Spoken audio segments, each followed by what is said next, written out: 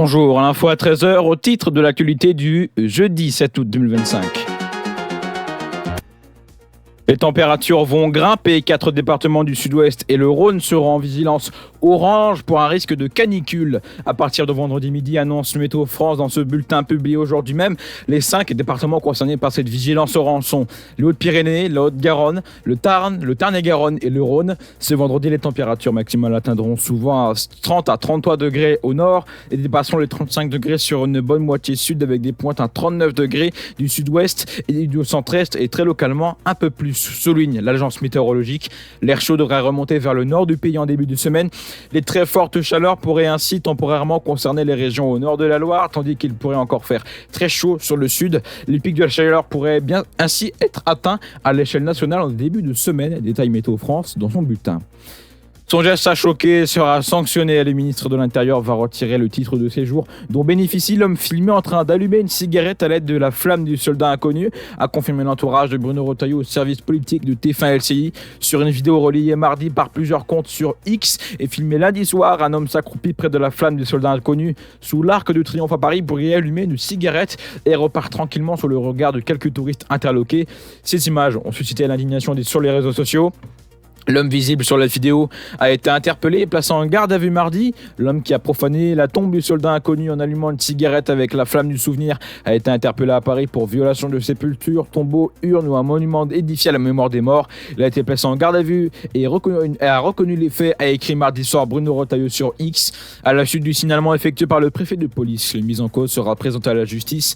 Ce geste indigne et misérable porte atteinte à la mémoire de ceux qui sont morts pour la France, ajoutait le ministre de l'Intérieur.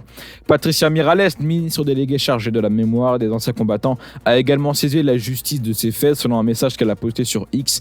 On ne bafoue pas impunément la mémoire de la France, a-t-elle souligné. Il s'agit d'une insulte à nos morts, à notre histoire, à notre nation, a déploré la ministre. Ce n'est pas une simple incivilité, c'est un outrage à la mémoire de ceux qui sont tombés pour la France, a-t-elle ajouté. L'attaque a sidéré la localité, a déclenché l'émoi jusqu'au sein du gouvernement. La maire d'un village de l'Isère a été hospitalisée en urgence absolue mercredi 6 août après avoir été agressée dans sa commune par une personne armée d'un objet contondant. A-t-on appris des sources concordantes? Son pronostic vital des plus engagés ce mercredi soir, selon nos informations. L'auteur présumé après la fuite est toujours recherché.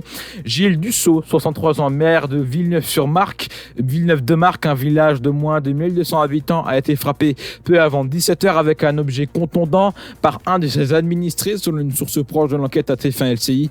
Il circulait alors à pied dans une rue de la localité avec son fils de 28 ans, ont précisé les pompiers à l'AFP. Quelques minutes après l'attaque, l'agresseur est revenu sur les lieux à bord d'un véhicule, a foncé délibérément sur les lieux. Selon nos informations, il ne l'a par chance pas touché, mais son véhicule a heurté un mur. Le suspect s'est alors échappé à pied, indiquent les pompiers. Un dispositif de recherche a été déployé et les gendarmes sont toujours à sa recherche. Le maire a été hospitalisé à une urgence absolue à l'hôpital Édouard Herriot de Lyon. En début de soirée, son pronostic vital n'était plus engagé selon une source proche de TF1 LCI. Son fils, lui, a été transporté à l'hôpital de Vienne en urgence relative. D'après les pompiers, une enquête a été ouverte et confiée à la section de recherche de Grenoble. Les villages du massif des Corbières restent sur le qui-vive aujourd'hui même, au 3e jour de l'incendie d'une ampleur inédite dans l'Aude. Au moins 16 000 hectares de végétation et de pinèdes sont partis en fumée, soit plus que la commune de Paris, selon le colonel Christophe Magny, patron des pompiers du département.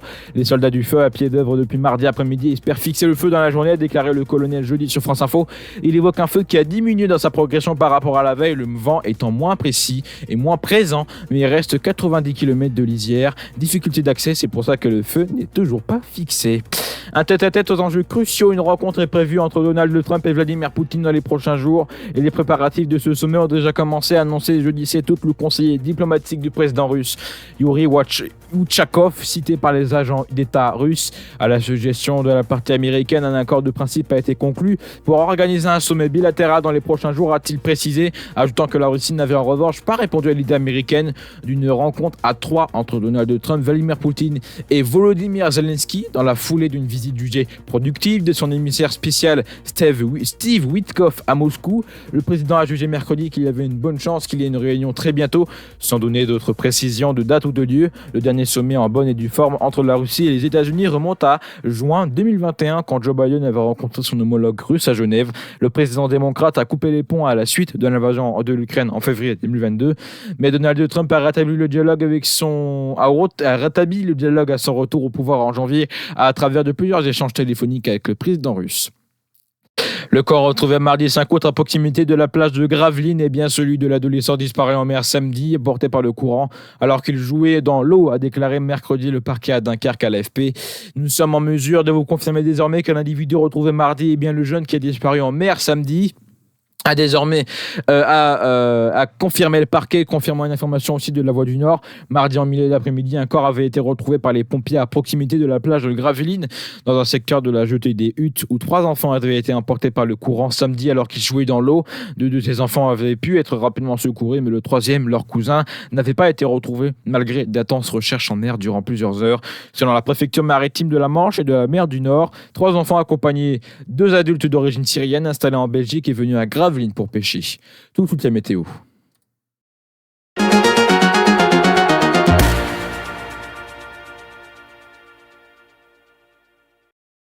Pour cet après-midi, les conditions sont anticycloniques, très ensoleillées et de plus en plus chaudes, notamment au sud.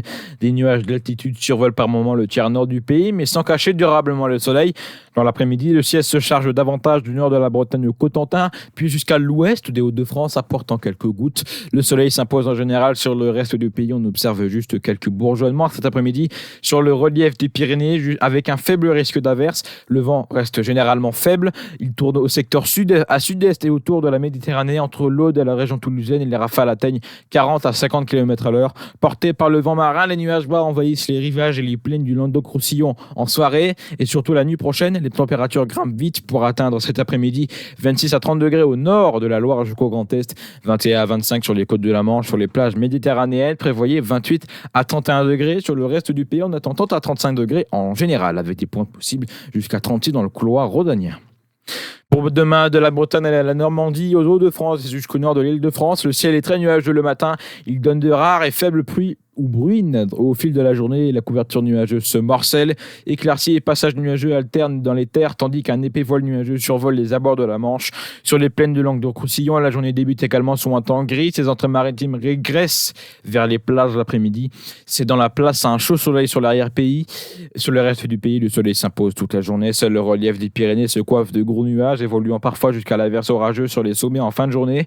Le vent est faible, sauf dans le domaine restreint de l'OTAN, et notamment sur le Lauragais, où les rafales du sud-est approchent de nouveau 40 à 50 km/h de l'après-midi.